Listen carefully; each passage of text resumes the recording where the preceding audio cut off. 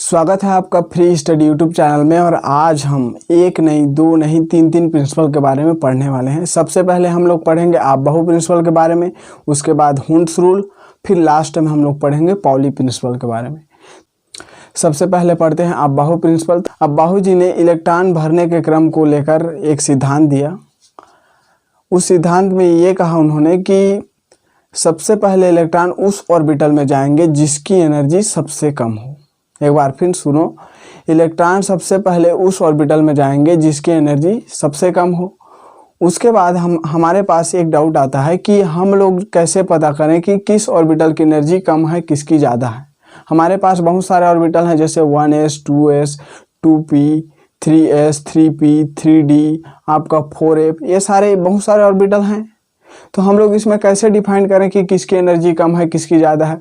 तो उसको sort out करने के लिए जो है आप-बाहू जी ने फिर से एक नियम दिया जिसका नाम है n+l नियम। इस नियम में उन्होंने ये बताया कि जो है किसी भी ऑर्बिटल की एनर्जी का डिटर्मिनेशन हम लोग इसके थ्रू कर सकते हैं। n यहाँ पे जो है प्रिंसिपल क्वांटम नंबर है और जो है l जो है आपका ये एजीमुथल क्वांटम नंबर है। चलिए इसको हम लोग क्या करते हैं, एक एग्जांपल से समझते हैं। मैं यहाँ पे एक इलेक्ट्रॉनिक कन्फिग्रेशन लिखता हूँ और उसी के थ्रू हम लोग यहाँ पे आप-बाहू रूल को समझने की कोशिश करेंगे। n+l रूल से किसी भी ऑर्बिटल का एनर्जी का डिटर्मिनेशन हो सकता है। लोअर वैल्यू ऑफ n+l जिसका होगा उसमें सबसे पहले इलेक्ट्रॉन जाएंगे।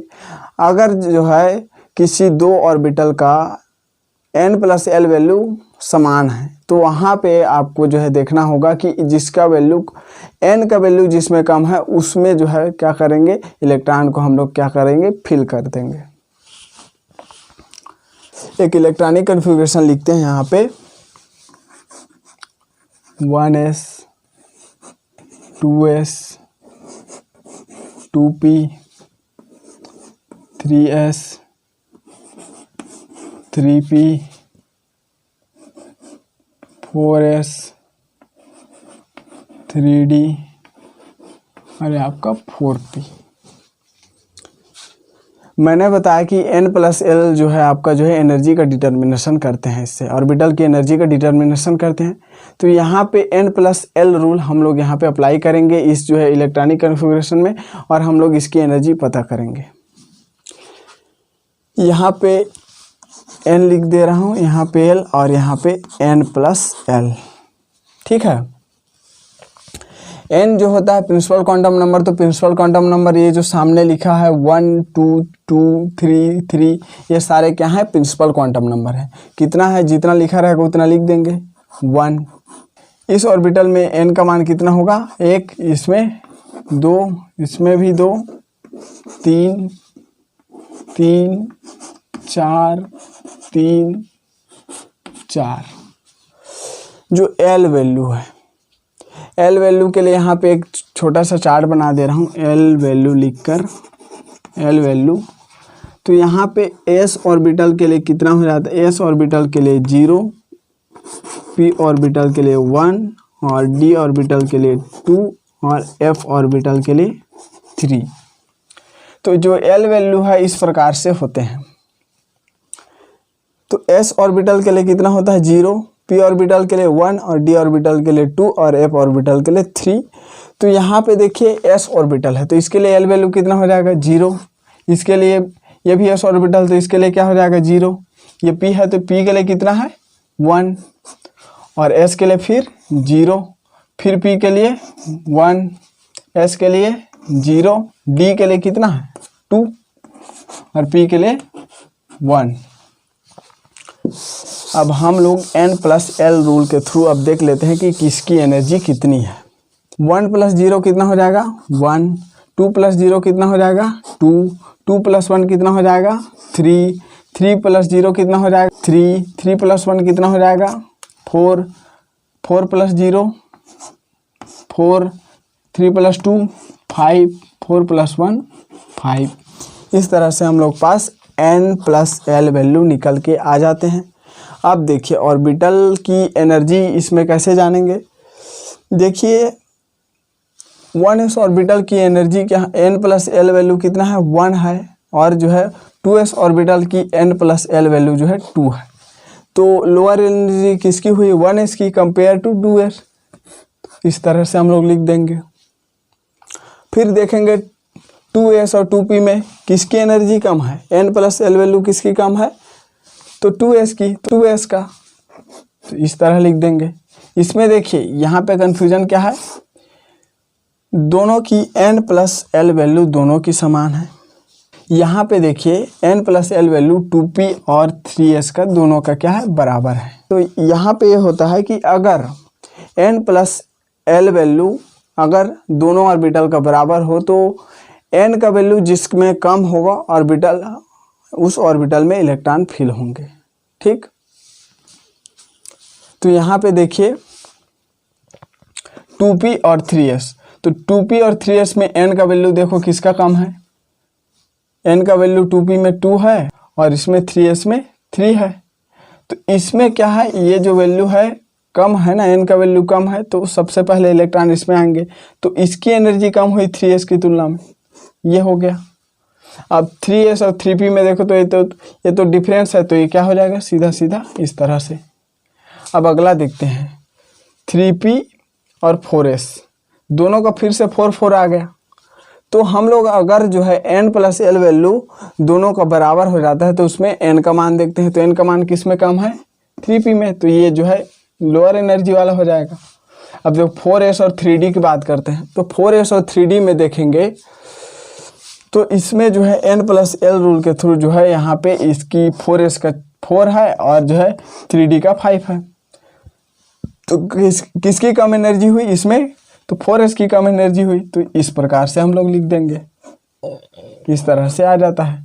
तो 4s इसलिए हम लोग जो है 3d से पहले लिखते हैं, क्योंकि 4s की एनर्जी 3d से कम होती है। चलिए एक उदाहरण लेते हैं और समझने की कोशिश करते हैं आप बहु प्रिंसिपल को। एग्जाम्पल लेता हूँ एक, मैंने ले लिया मैग्नीज, और मैग्नीज का एटॉमिक नंबर यहाँ पे लिख दे रहा हूँ, जो परमाणु क्रमांक है वो है 25। अब चलिए इसका इलेक्ट्रॉनिक कन्फिग्रेशन निकालते हैं। तो यहाँ पे इसका इलेक्ट्रॉनिक कन्फिग्रेशन 1s ऐसा कुछ था, इसको लिख देता हूँ फिर से 1s 2s 2p 3s, उसके बाद क्या होता है 3p 4s और ये होता है 3d। इस तरह से होते हैं। अगर आपने इलेक्ट्रॉनिक विन्यास वाली वीडियो नहीं देखी है तो लिंक डिस्क्रिप्शन में है, एक बार जाके देखिए। यहाँ पे देखिए 1s में कितने इलेक्ट्रॉन आएंगे, 2 इलेक्ट्रॉन, 2s में कितने 2, 2p में 6, 3s में 2 और 3p में फिर 6 और 4s में ये कितना हो गया 2, 2 और 6 8 और 2 आपका 10 और 10 20 हो गया, और कितना है ये 25। तो जो आपका आ जाएगा 25 है, तो डी में कितना 5 इलेक्ट्रॉन आ जाएंगे। तो इस तरह से अब्बाहु रूल के थ्रू हम लोग इलेक्ट्रॉनिक कन्फिग्रेशन निकालते हैं। और अब्बाहु रूल क्या कहता है, एक बार फिर सुनो, कि इलेक्ट्रॉन सबसे पहले उस ऑर्बिटल में जाएंगे जिसकी एनर्जी सबसे कम हो। और एनर्जी निकालने के लिए हम लोग क्या कर रहे थे, n+l रूल फॉलो कर रहे थे। हुंस रूल ये कहता है कि ऑर्बिटल में इलेक्ट्रॉन के युग्मन तब तक नहीं होगा जब तक कि प्रत्येक ऑर्बिटल में एक एक इलेक्ट्रॉन नहीं चले जाएं।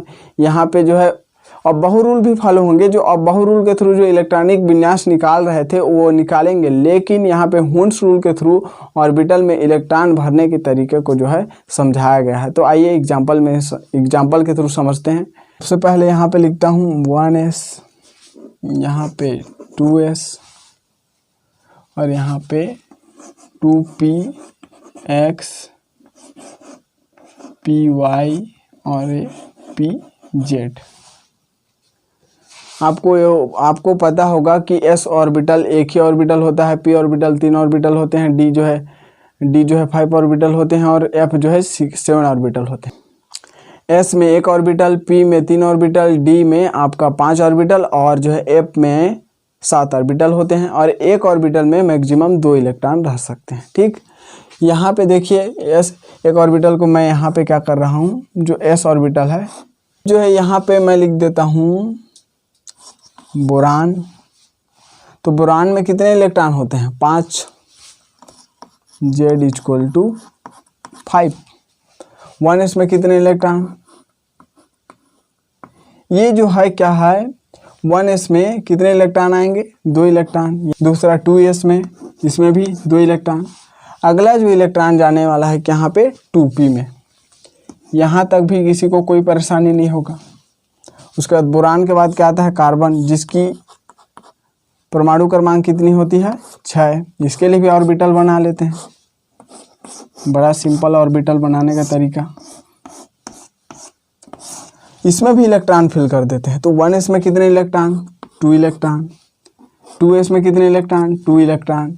px, py और pz ये तीनों ऑर्बिटल क्या है? डीजनरेट ऑर्बिटल है, क्योंकि तीनों की एनर्जी क्या है? सेम है। याद रखना। 2 इलेक्ट्रॉन आपके p ऑर्बिटल में भर दिए। यहाँ तक भी कोई लफड़ा नहीं है।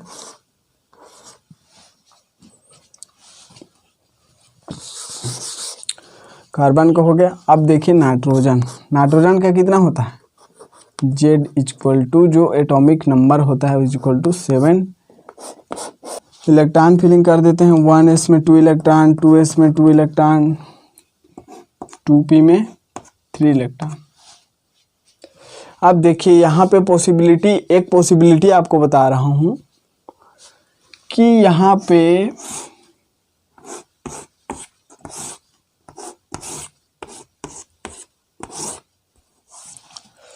ये जो 2 इलेक्ट्रॉन हैं, मैं इस तरह से भी भर सकता था और मैं इस तरह से भी भर सकता था। लास्ट में समझाऊंगा। और एक देखते हैं ऑक्सीजन। ऑक्सीजन का Z = कितना होता है? 8। इलेक्ट्रॉन भर देते हैं। 2 इलेक्ट्रॉन 1s में, 2 इलेक्ट्रॉन 2s में, 1 2 3 4, 8 इलेक्ट्रॉन हो गए। अब 1 इलेक्ट्रॉन इसमें भरते हैं। 2 और 4। यहाँ पे देखिए कि हमने 2 तरह से इलेक्ट्रॉन को अरेंज किए हैं। ये तो एक ऑर्बिटल में एक इलेक्ट्रॉन है, और यहाँ पे एक ही ऑर्बिटल में 2 इलेक्ट्रॉन है। यहाँ पे भी 2 टाइप से अरेंज किया हुआ है। हुंड्स रूल दोबारा सुने कि किसी भी ऑर्बिटल में इलेक्ट्रॉन तब तक युग्मन नहीं करेगा जब तक प्रत्येक ऑर्बिटल में एक इलेक्ट्रॉन ना चला जाए। इस ऑर्बिटल में क्या हुआ कि 2 इलेक्ट्रॉन थे, जो p ऑर्बिटल में 2 इलेक्ट्रॉन थे, तो दोनों को क्या किया मैंने? अलग अलग ऑर्बिटल में बांट दिया। लेकिन क्या हुआ कि यहाँ पे क्या किया हूँ कि दोनों को एक ही ऑर्बिटल में रख दिया हूँ, जो कि ये गलत है। ये वाला सही है। इसमें क्या है? 3 इलेक्ट्रॉन थे। p ऑर्बिटल में 3 इलेक्ट्रॉन थे, तो मैंने क्या किया? जो तीनों डिजनरेट ऑर्बिटल्स हैं, डिजनरेट एनर्जी लेवल वाले ऑर्बिटल्स हैं, मैंने उसमें क्या किया? एक एक करके भर दिया। और इसमें क्या किया हूँ? एक में 2 कर दिया, एक में 1 कर दिया। ऐसा भी तो भर सकते हैं, लेकिन ऐसा नहीं भरते। हुंड्स रूल के अकॉर्डिंग हम लोग को जो है इलेक्ट्रॉन को फिलिंग करना है। अगला देखिए, यहाँ पे हमने सबसे पहले क्या किया इसमें कि एक एक इलेक्ट्रॉन जो है तीनों ऑर्बिटल में भरे।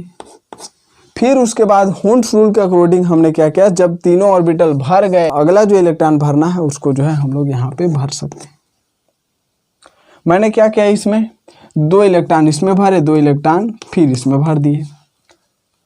तो इस तरह का जो है फिलिंग नहीं होता है इलेक्ट्रॉन का। तो आप याद रखिएगा, हुंड्स रूल के अकॉर्डिंग इलेक्ट्रॉन फिलिंग होता है। तो हुंड्स रूल क्या कहता है समझ में आ गया होगा। अगर नहीं आया तो एक बार फिर सुनो। हुंड्स रूल ये कहता है किसी भी ऑर्बिटल में इलेक्ट्रॉन का कपलिंग तब तक नहीं होगा जब तक प्रत्येक ऑर्बिटल में एक एक इलेक्ट्रॉन ना चला जाए। ये समझ में आ गया। नेक्स्ट है पॉली प्रिंसिपल। और पॉली ने 1925 में एक सिद्धांत दिया था, और उन्होंने कहा था कि किसी भी परमाणु में किन्हीं 2 इलेक्ट्रॉनों के चारों क्वांटम संख्या समान नहीं हो सकती। यदि n, l और m का मान अगर समान है तो निश्चित ही उसका जो स्पिन है, जो चक्रण क्वांटम संख्या है, वो जो है भिन्न होगा। चलिए एग्जाम्पल की सहायता से पॉली प्रिंसिपल को समझने की कोशिश करते हैं। यहाँ पे मैंने ले लिया ऑक्सीजन, और ऑक्सीजन का जो परमाणु क्रमांक होता है कितना होता है? 8। इसको आप बहु रूल के थ्रू क्या करेंगे? फिल कर देंगे। 1s2 2s2 2p आपका हो जाएगा 4। अब बाहु प्रिंसिपल के थ्रू हमने क्या कर दिया, ये इलेक्ट्रॉन का फीलिंग यहाँ पे लिख लो ऑफ बाउस, ये हो गया। अब जो दूसरा रूल है हुंड्स रूल, उसको अप्लाई करते हैं। 1s का ऑर्बिटल बनाओ, 2s का ऑर्बिटल बनाओ और एक 2p का ऑर्बिटल बनाओ। 1s में 2 इलेक्ट्रॉन, क्योंकि ये इसका एक ही ऑर्बिटल है तो इसमें कोई झंझट नहीं है, 2 इलेक्ट्रॉन सीधे भर दें। 2s में भी 2 इलेक्ट्रॉन सीधे भर दिए। अब इसमें देखिए हुंड्स रूल क्या कहता है कि किसी भी ऑर्बिटल में इलेक्ट्रॉन का युग्मन तब तक नहीं होगा जब तक कि प्रत्येक ऑर्बिटल में एक एक इलेक्ट्रॉन ना चला जाए। तो हम लोग क्या करेंगे, एक एक इलेक्ट्रॉन पहले भरेंगे इस तरह से। अब जो है प्रत्येक ऑर्बिटल में एक एक इलेक्ट्रॉन चला गया और हमारे पास एक इलेक्ट्रॉन अभी भी बचा है, तो उसको हम लोग किस में भर देंगे, इसमें भर दिए। इस तरह से हो गया। ये हो गया आपका हुंड्स रूल। हुंड्स रूल ठीक। अब देखते हैं पॉली प्रिंसिपल। तो पॉली प्रिंसिपल क्या बोल रहा है,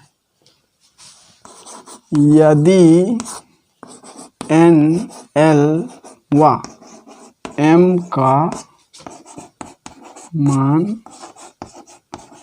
समान है तो जो S है इसको बोलते हैं चक्रण क्वांटम संख्या। चक्रण क्वांटम संख्या ये भिन्न होगा। ये है पॉली प्रिंसिपल। तो अब पॉली प्रिंसिपल लगाते हैं। यहाँ हम लोगों ने ले लिया ये परमाणु का एक क्या है, ऑर्बिटल है,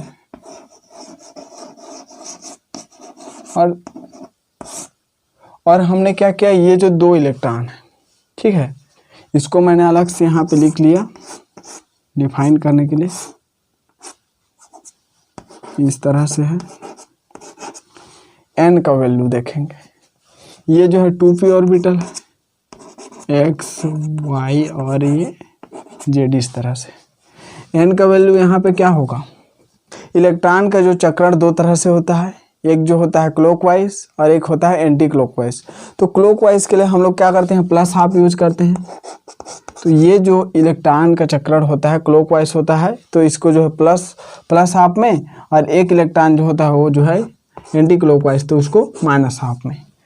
तो यहाँ पे देखिए ये हमने ले लिया, किसी भी का ले सकते हैं। तो हमने किसी एक परमाणु का ऑर्बिटल में मौजूद 2 इलेक्ट्रॉन की चारों क्वांटम संख्या निकाले और हमने देखा कि उसकी जो स्पिन क्वांटम संख्या है वो जो है क्या हुआ, आपस में डिफरेंस है। क्या है, एक प्लस हाफ है तो एक माइनस हाफ है।